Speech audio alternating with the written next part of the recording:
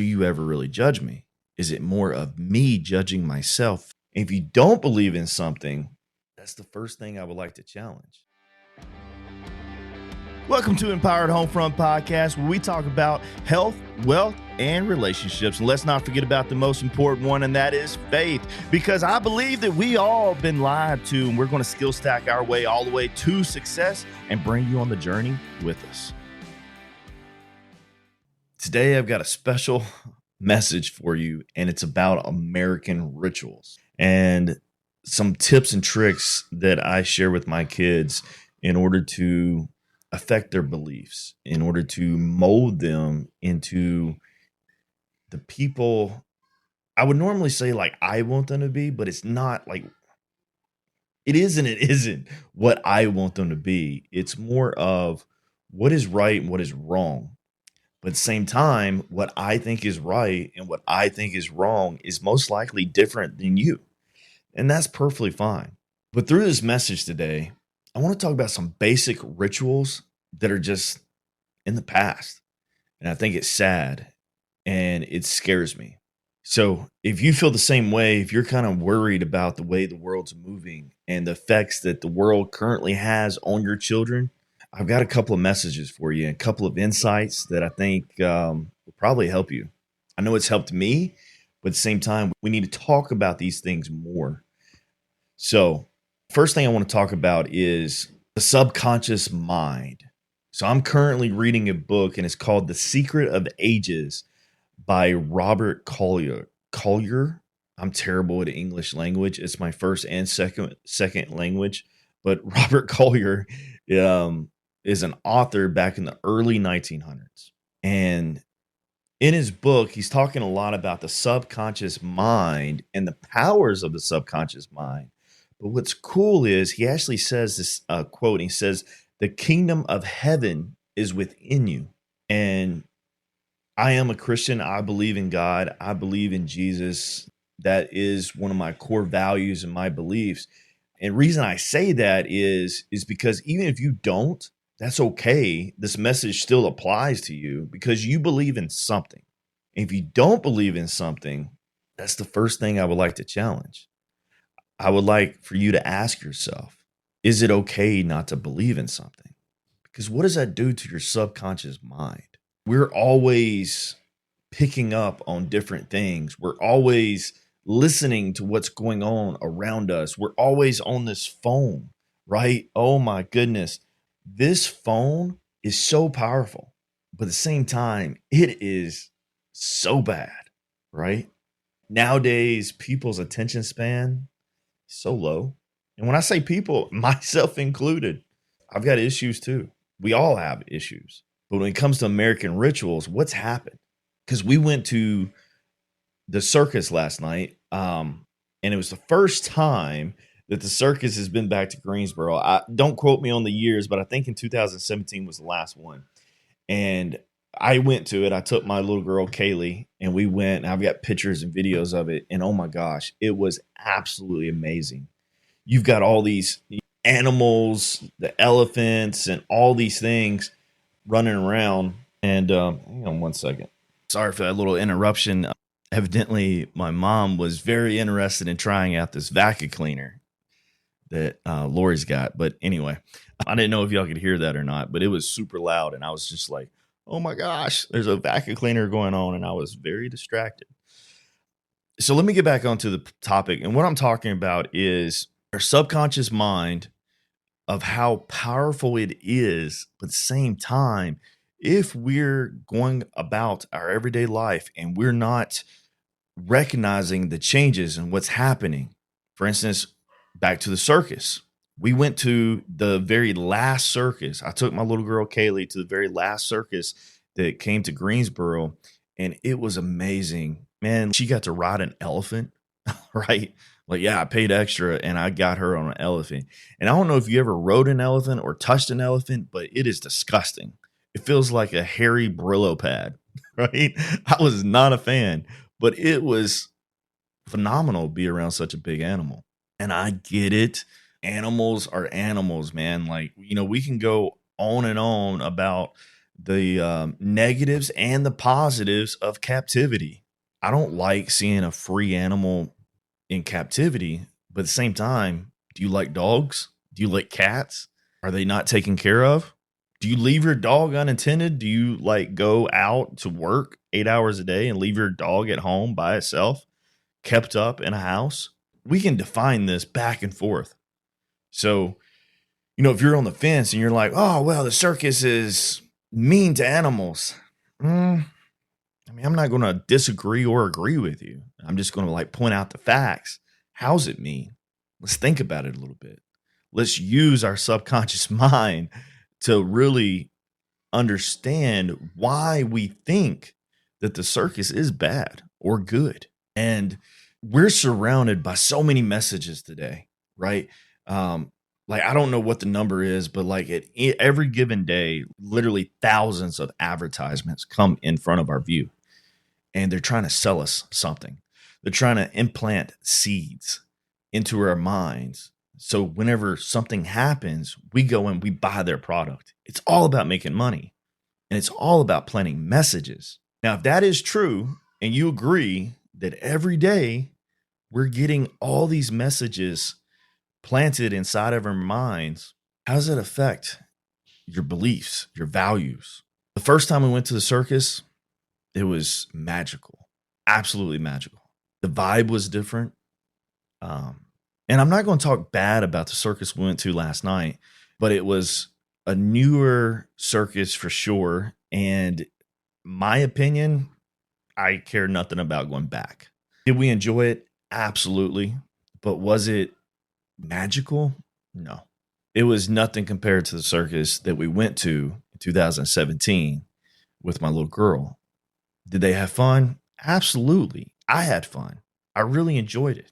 But this new circus was more about all these different countries.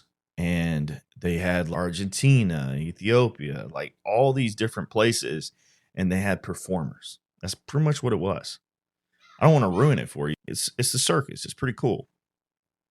Were there some talented people there? Absolutely. It was absolutely crazy, dude. These women and men, they're, standing up on somebody's forehead with one arm and she's doing the splits above them upside down, doing triple backflips, running around the little cages. It was pretty cool. It was really cool, actually. They had BMX there. They had a lot of dancing, a lot of music, a lot of clapping. If you ever been to a Circus Olay, it was like a C version of a Circus Olay, right? Circus Olay, hands down, much better, 10 times better, 20 times better. But it was like a rip-off version of a Circus Olay. Would I recommend you going? Absolutely.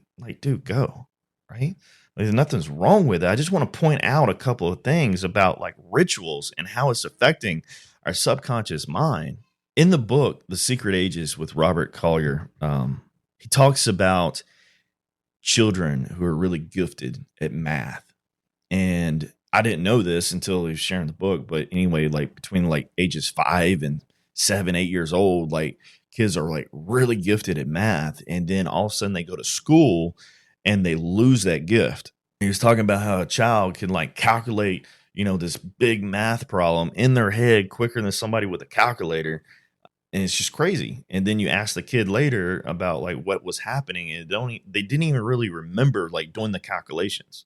But then they go to school, and then after going to school for a little bit, they lose that gift.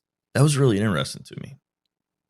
I'm not a big fan of public school. I think if you choose to send your kid to public school, you are choosing to teach your child to be a sheep in society and to be groomed by people yourself don't even respect.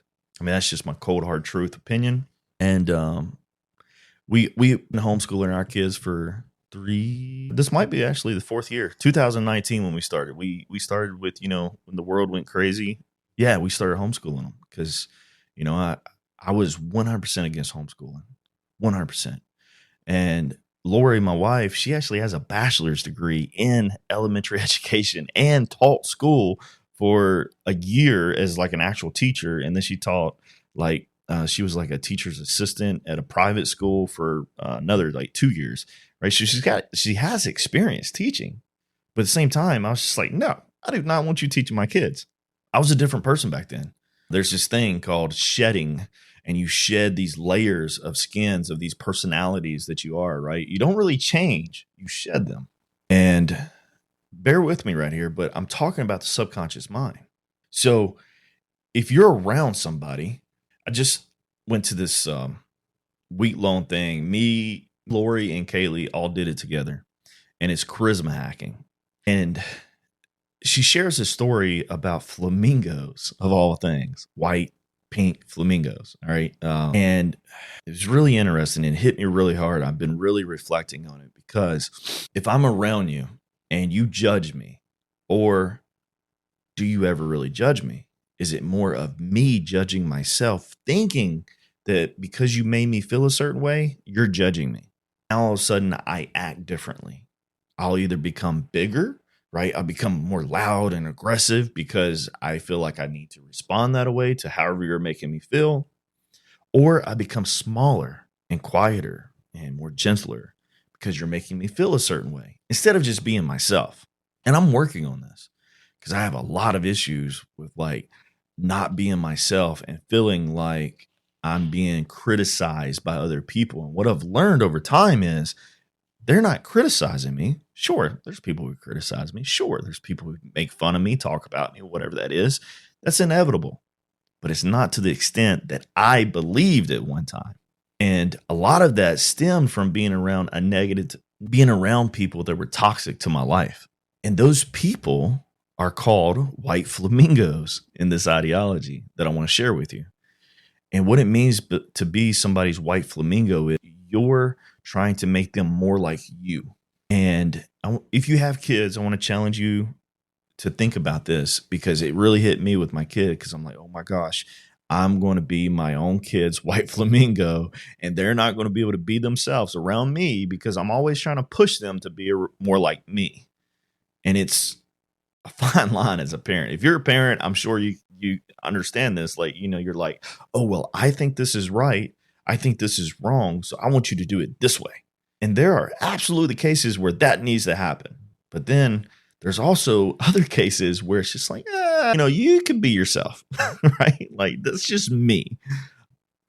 It was really cool yesterday at the circus because there's a reporter there, and I was sitting away from Kaylee. My mom was sitting right beside her. But anyway, the reporter was from New York Times, and she actually stopped and turned around and asked my mom. She's like, hey, I'm from New York Times, and I'm doing an article on the circus, and I really enjoy, Kaylee's energy and her excitement and her enthusiasm. Would you mind if I take pictures of her and possibly publish her? And, of course, we're like, yeah, sure, absolutely. And that was really cool. But guess who my daughter was not acting like? That's right. She was not acting like me. Not at all. She is, oh my goodness. She's a lot.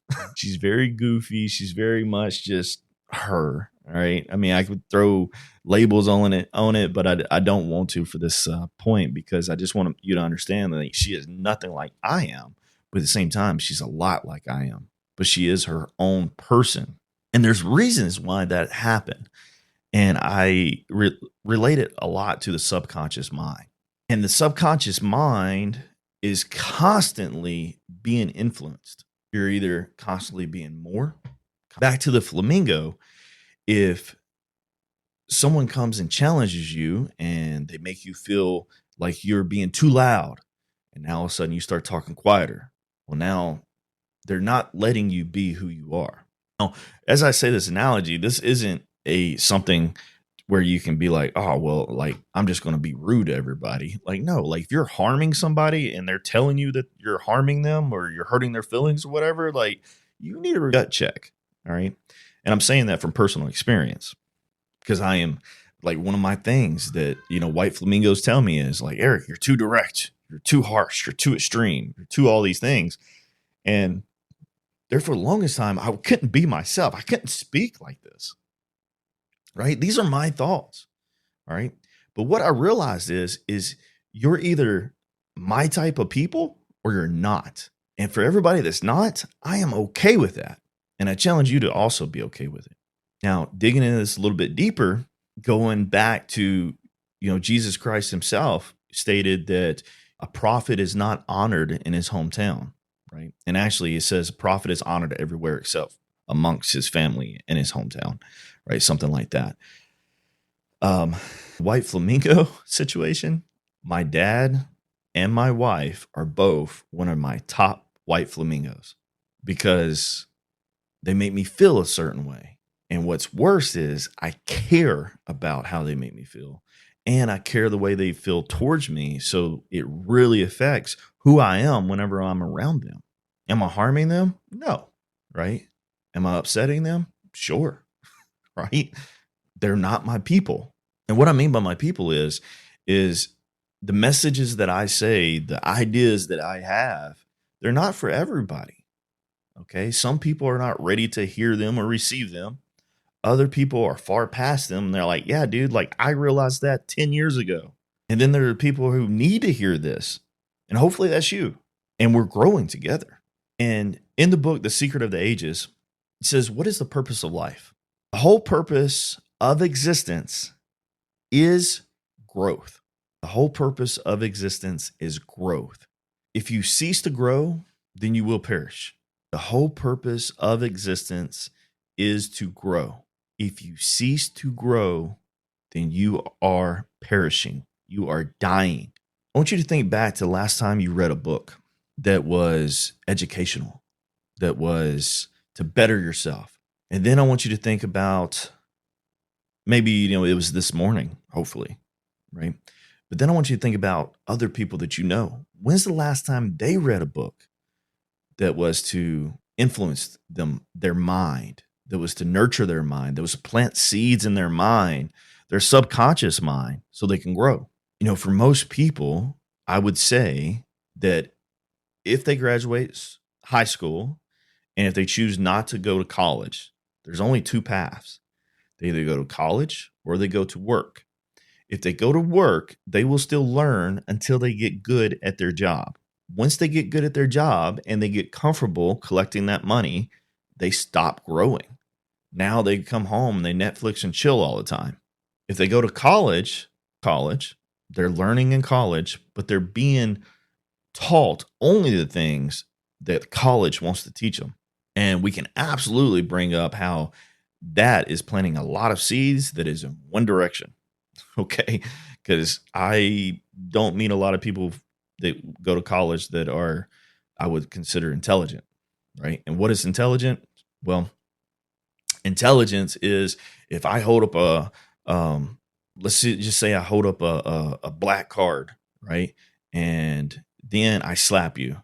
And then I go to the next person. I hold up a black card and then I slap them. And then whenever I come back around to you, I hold up that black card again and I slap you. All right. And then I go to the next person, hold up the black card and I slap them. Right. And then if I continue to do this, the first person who ducks the quickest before the other person is the more intelligent being, because it's the rate of learning. It's the rate of understanding that if this thing happens, then I need to do this in order to get the result that I want. And I got that example from Alex Hormozy. And it was, I really like that example for understanding what it means to be intelligent, because what it means to be intelligent is not what we're taught in school. What we're taught in school that means intelligence is I graduated with a 4.0 GPA. Dude, okay. What do you know? Right? What do you actually know how to do? What can you create? What have you accomplished? What is wisdom? This is another thing that's crazy. What is wisdom? I was raised to respect my elders. Why? Because they're wise. Now that I am older, I would challenge that theory. I know way more elderly people, older people, have literally not grown since their early 20s or 30s, whenever life was punching them in the face and they was failing all the time. But after they figured that out and they got stable, they stopped growing. And now they're 50, 60, 70 years old. When's the last time they grow? Wisdom is life experience. To be wise means that you have life experience and you have overcame more failures than I have.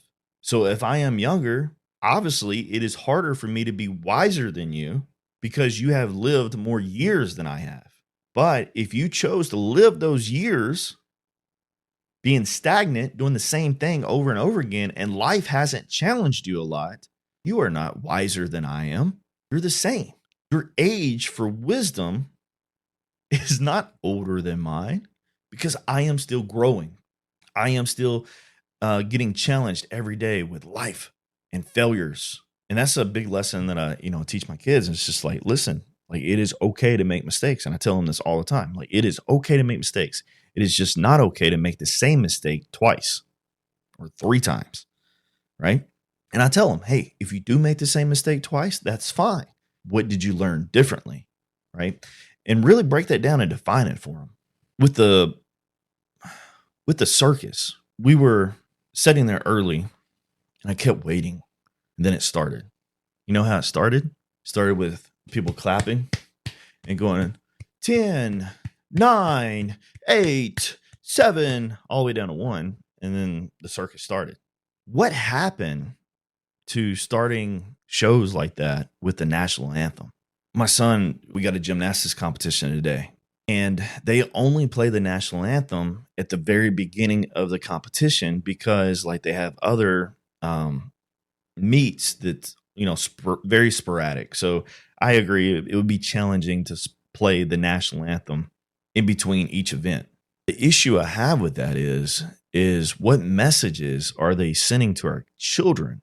Because what is that telling their subconscious mind? The Pledge of Allegiance in school, flying a flag in your front yard. So good. What does it mean to be American? America is special because of this one word called capitalism. And what is capitalism? Capitalism, I actually looked it up and wrote it down where I wouldn't misquote it, but it's the country's trade and industry are controlled by private owners for profit. So capitalism is the country's trade and industry are controlled by private owners for profit. I am absolutely capitalist. I love capitalism because capitalism to me means that I can go out and do whatever I need to do in order to make as much money as I want in order to give my family the life that they deserve or I want for them. It's capitalism. In a lot of these countries and a lot of these other nations, that's not a real thing. But even in America today, is it being threatened? My opinion, absolutely. Why is it being threatened? Why do we not have a moment of silence in place of the national anthem before every event and just speak over the intercom and say, all right, let's take a moment of silence to honor the ones who have fallen for our nation, for our freedom, kids. Let's take a moment to remember that our freedom is not free, kids. To be an American, the privilege is capitalism. But what it means is to remember those who have fallen and to know and understand that our freedom is not free. And even today, it could be argued, argue free. Do you like money? If you're a Christian, you probably have heard the phrase in the past saying money is the root of all evil. Money is not the root of all evil. The love of money is the root of all evil. Money solves all problems. It does. Accept it. Why is talking about money taboo in the American family? Why do we feel awkward talking about how much money you make? Why do we feel awkward? Because we're taught to feel awkward. Subconsciously, we have been told that it is rude to ask somebody how much money they make, but not in all ethnic groups. Asian ethnic groups, they know. They know how much money you make, right? It's a big topic. And it's one that I actually admire, right? We talk about how much money we make all the time to our kids, right? And immediately as I share this with you, I am waiting to be judged. I am. And then whenever that judgment comes through in comments or messages or whatever it is, emails, right? I am waiting for those white flamingos to hit and to try to plant toxic seeds in my mind to challenge my beliefs and my thoughts. I'm waiting because it's going to happen. And that's okay. I accept it. You're just not my people. And that's fine. If you like staying broke, it's fine. Okay. And if you don't make a lot of money, that's fine too. But I bet your life would be way better if you did make a lot of money. When I said that, how did you feel? Did you feel a certain way? Did you feel a certain way towards me? And the question is, why? What happened in our past that planted these seeds in our subconscious mind to make us feel a certain way about somebody who wants to make money? Do you like having a nice home? Do you like having nice cars? Do you like being able to, this is mine, being able to put my kids in activities? We spend like almost $2,000 a month just on activities for our kids. All right. We spend more money on putting our kids in activities than we do food and living costs. Right. Put those two together. Like it's the same. All right. It's crazy. And I like being able to give my kids those. Right. It's important to me. And if I didn't make money, I would not be able to do it. Instead, this has actually happened. This has actually happened several times where I talked to Lori. I'm like, hey, we probably need to cut some costs. And she's like, well, what do you want to cut? I'm like, well, the easiest thing to cut is the kids' activities. What can we pull them out of right now? And that bothers me. It bothers me a lot. As a husband, as a father, that bothers me a lot. And it motivates me to make more money and to do bigger things and to create more things, to provide you more value. And I hope it motivates you as well. I hope it motivates you to go out and figure out, hey, I'm working for Tom over here and he's paying me this much an hour. But when I get off work, I'm going to go and figure out how to make more money. That way I can eventually do more things with my family. The subconscious mind is so powerful. It is so powerful. The formula for success, I'm about to give you the secret. It's not what you think. The formula for success, it's belief. Our beliefs is the formula for success. But if we plant seeds, they will grow. It doesn't matter if they are good or if they are bad. If we plant seeds, those seeds will blossom. And it can be a bad plant or it can be a good plant. The seeds that you plant in your children's mind will grow. One of the things I hate and I am ashamed of as a parent is whenever me and Lori both does this, and it's something that we actively talk about, but whenever the kids really irritate us and they do something that blows our mind because we're like, how do you not know that? Our immediate reaction is, what is wrong with you? Why did you do that? How do you not know that? And we tell them that over and over again. What seeds is that planting in my children's minds? And I plant those seeds because I cannot control my emotions at that time. And man, I used to do that all the time, especially to Kaylee. She's my firstborn. I made the most mistakes with her. And she would do something, it would blow my mind. It's just like, how do you not know that? And then I remember, oh, it's because you literally only been on earth for like 5 years or 6 years. You have only been alive for 7 years. You have only been speaking to other people and communicating for 3 years, right? Like, you haven't gained all this life experience yet. Why would you know that?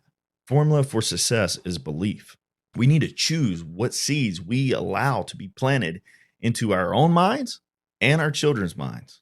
If you are surrounded by toxic individuals, I challenge you to ignore them and to let them know that you are ignoring them and cut them out of your life.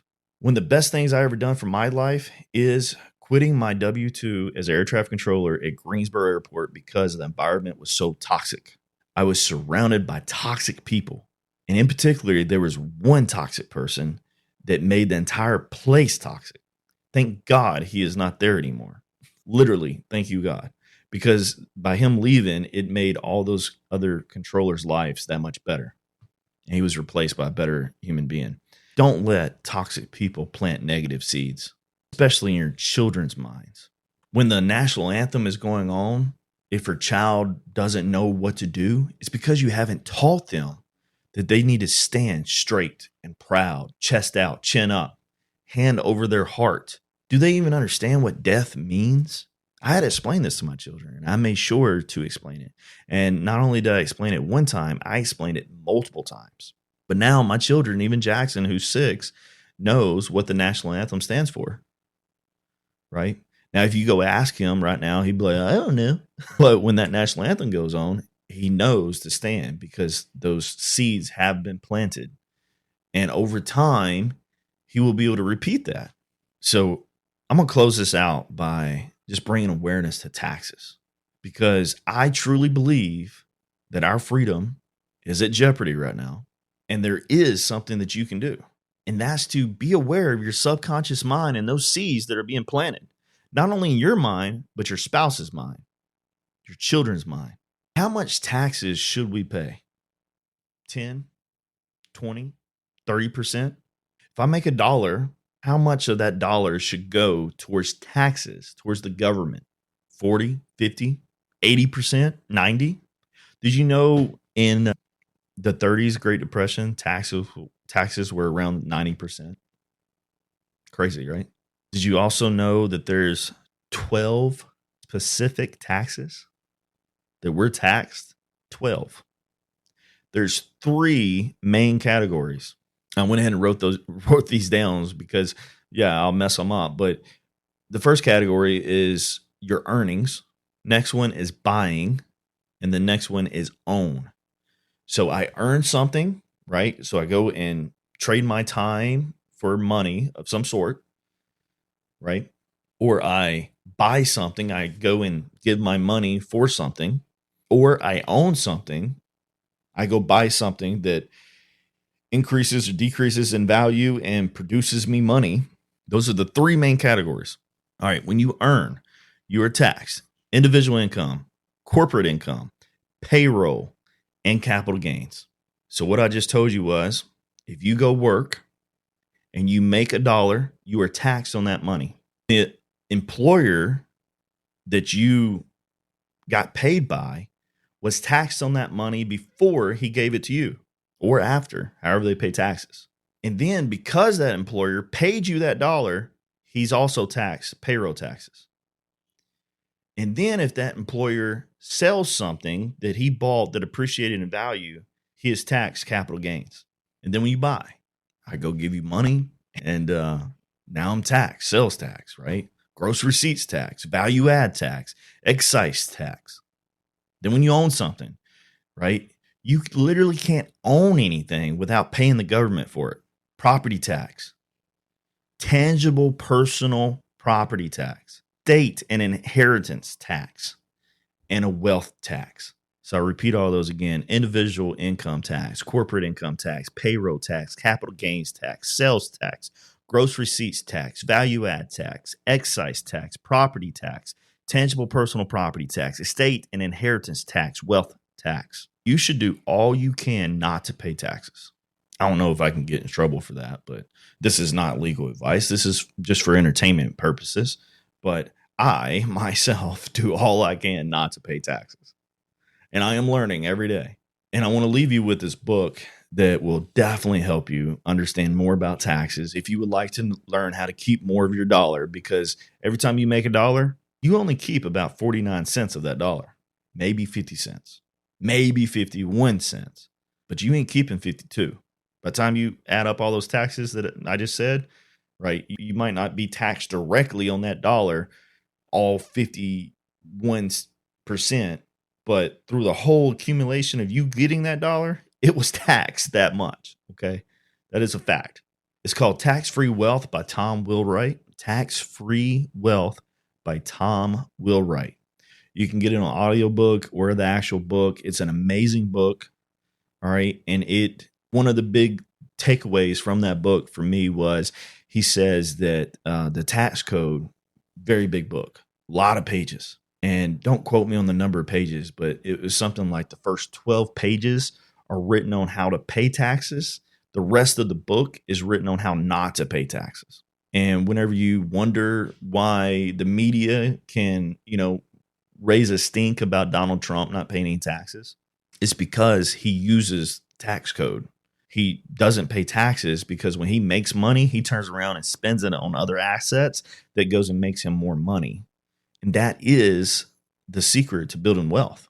The sad part is most of you are only spending your money on trying to survive, and you have no extra money to go out and buy assets that creates you more money. That is the sad fact. Would you have more money if you was able to keep more of your money and not pay Uncle Sam? Because Uncle Sam is taking that money and they're going out and spending it on Ukraine or whatever this blah, blah war is. And in my opinion, is complete fake money pit that is created so politicians can get rich. I do believe that.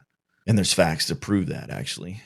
But again, though, that's my opinion. Don't let me plant any negative seeds in your mind, because that's not what I'm here for. I just, any of this, I'm not trying to plant any negative seeds, but I will tell you what I stand for. I will tell you my values and my standards. And you should do the same. In short, subconscious mind is the most powerful thing you have. If your kids are playing video games, make them turn the volume down and put on an audiobook like Outwitting the Devil by Napoleon Hill, my favorite. Or get up and have a conversation with them. Play a board game like Monopoly. Plant those seeds. If they're going to public school, ask them questions when they come home. Hey, what was you taught today? What did you learn today? And at first, it's probably going to be pretty frustrating because they're probably going to be like nothing. But over time, you'll plant enough of those seeds and they'll start to be able to answer those questions. It's pretty remarkable. All right. I'm going to go ahead and close this out. God bless and protect the seeds that you put into your subconscious mind.